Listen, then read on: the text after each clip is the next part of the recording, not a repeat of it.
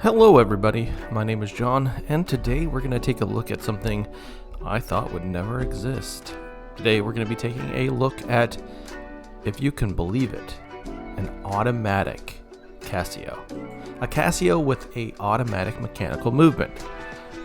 And I did a little bit of digging, but I am pretty sure this is actually a first for the company. I don't think they've ever had an automatic or a manual movement inside of a watch before.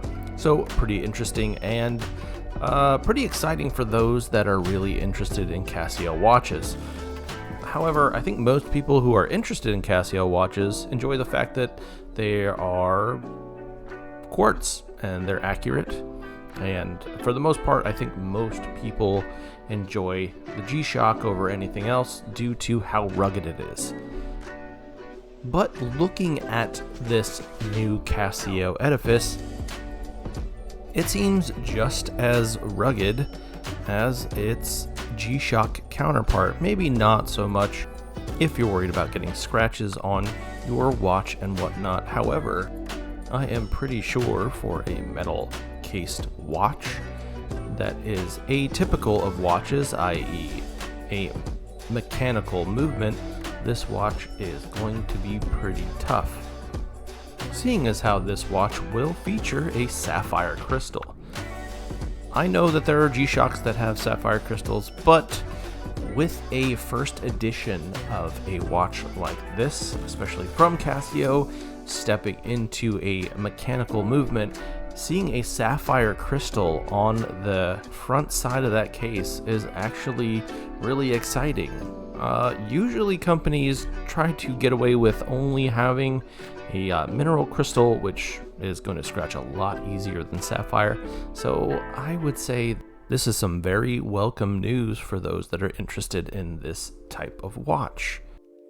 This watch does have an approximate power reserve of about 40 hours. I am going to put the specs on the screen so it's easier for you to keep track of what I'm talking about. Power reserve is approximately 40 hours, which I would say is about average. The mean daily rate is about -35 to plus 45 seconds. Not great, but not terrible either. There are 3 different color variations for the dial. You have a white, a blue, and a green, which is fairly interesting. And each one is going to have a date display at the 6 o'clock position. It is a hacking movement, 24 joule, and 21,600 is the beat rate. So that sweeping hand should be fairly smooth. Again, pretty exciting for those that are interested in Casio watches. Water resistance will be about 100 meters, which is fairly impressive for a first-time mechanical movement. Now, they do claim on the website that it's magnetic resistant. It will be a stainless steel band, 1-touch 3-fold clasp, and a fully stainless steel case. It will be a 39mm diameter case and a nearly 44mm from lug to lug. This watch will come with a display case back, which is always nice to see when you are housing a mechanical movement. As you can see on the screen, this will be featuring an NH35 movement.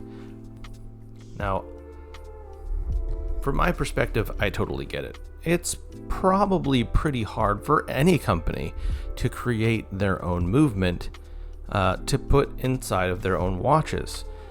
The easy solution there is just to buy the NH35 or the NH34, stick it in an existing watch case that has been measured to the size of that movement, and then you don't really have to worry about having the tools in place to create the movement yourself.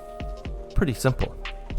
Although I will say, from a watch fan standpoint, it is a little disappointing to see an NH35 in a watch like this.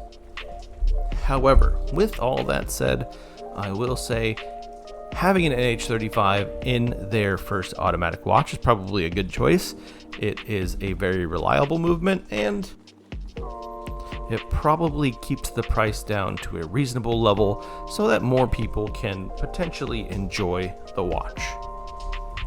Looking at the three options here, if I had to choose, and feel free to make fun of me in the comments here, but if I had to choose, I think I would choose the blue. Reason why is legibility. Whereas the white dial looks great, and the date wheel pretty closely matches that look of that dial, therefore looking a lot better in my opinion. The blue is just incredible. When it comes to dials with color, I really enjoy blue, green, and red, and this blue kind of stands out to me. It looks really good. I like the outside minute track that the indices set into. It almost looks like a vinyl record in a way, almost, just the outer rim.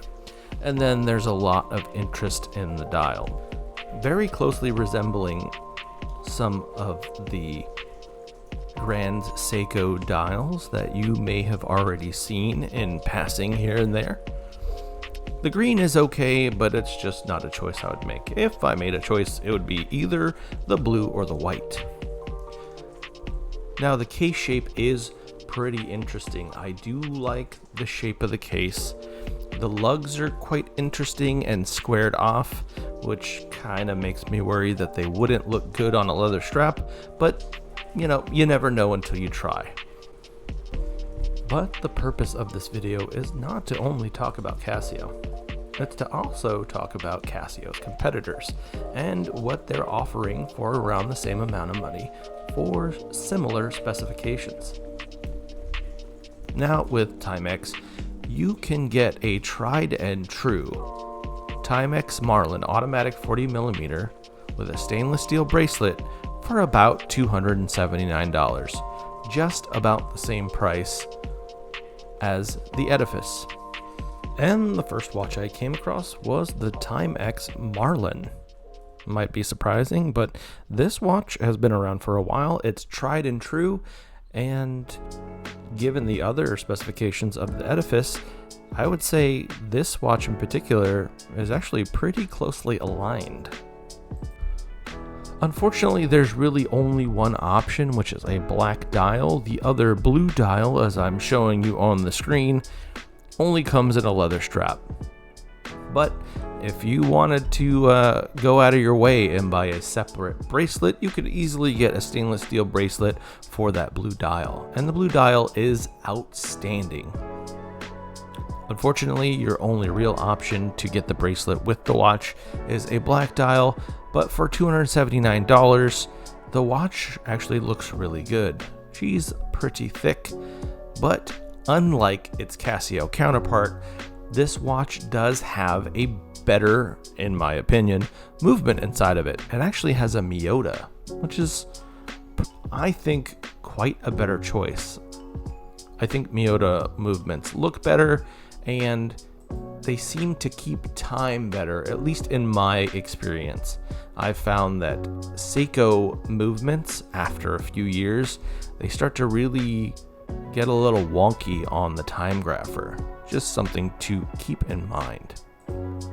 Now, this competitor is going to have some different features other than the Casio that may turn you off to the idea of buying a Timex rather than the Casio, but that's why we're here to talk about it. It will have a mechanical automatic movement. However, it will have a lesser water resistance of 50 meters rather than the 100, which could change your mind on whether to buy this one rather than the Casio. Now, this Timex watch does feature an acrylic crystal rather than a sapphire crystal, which may turn some buyers off to the idea of picking this particular watch up.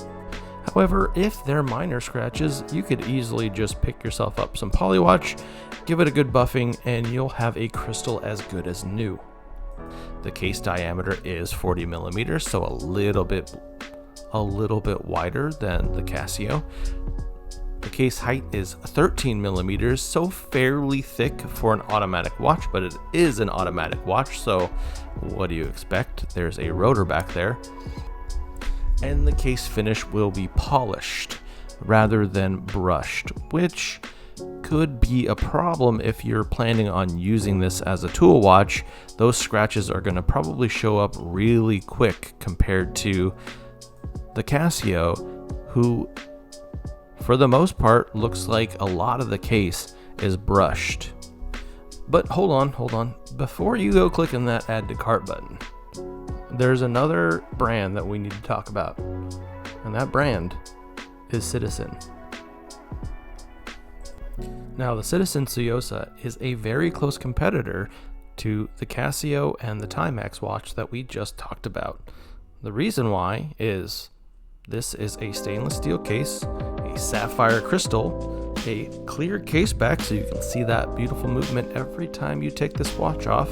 It has a 42-hour power reserve, it's hacking, and, well, unfortunately, just like the Timex, it is a 50-meter water resistance. So although not quite a all-arounder like the Casio, where you could take it out in the field, jump in some water, have a dip, not really worried about it, this one, again, fine with washing your hands, but taking this on a long backpacking trip and traversing some kind of deep river, probably not the best choice versus the Casio. It is a 3-hand center second movement with a 3 o'clock date window and even a date window magnifier on the crystal. That's pretty great for us old folk out there who have trouble seeing small print up close. This is a great choice for folks who are longing to have something close to a Rolex Oyster Perpetual and those colorful dials. These dials are very similar to the Oyster Perpetual colorful dials. Not quite the celebration dial, but nonetheless, these dials have excellent color.